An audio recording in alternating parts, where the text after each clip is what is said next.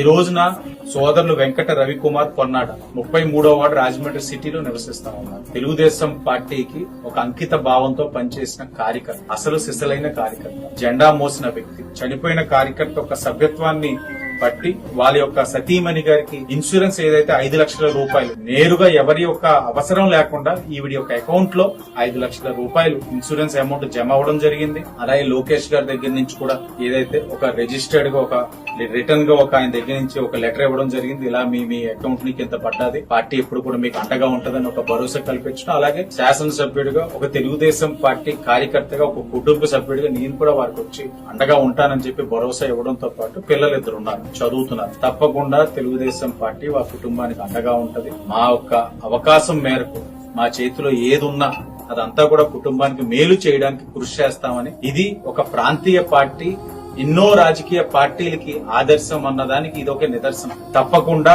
ఏదైతే ఈ రోజు చేస్తున్న కార్యక్రమం భవిష్యత్తులో కార్యకర్తలందరికీ కూడా పార్టీల పైన విశ్వాసం, కార్యకర్త కుటుంబ సభ్యులకి ఒక భరోసా. ఎస్, మా వాడు ఈ పార్టీ జెండా వెన్నెంబట్టే తిరుగుతున్నాడు, మా పార్టీ జెండా మోస్తున్నాడు, ఆ పార్టీ కష్టకాలంలో నిలబడతాది అని ఒక భరోసా కల్పించే విధంగా ఈ కార్యక్రమం చేస్తున్నందుకు గౌరవ ఏదైతే తెలుగుదేశం పార్టీ జాతీయ ప్రధాన కార్యదర్శి నారా లోకేష్ గారికి, తెలుగుదేశం పార్టీ జాతీయ అధ్యక్షులు చంద్రబాబు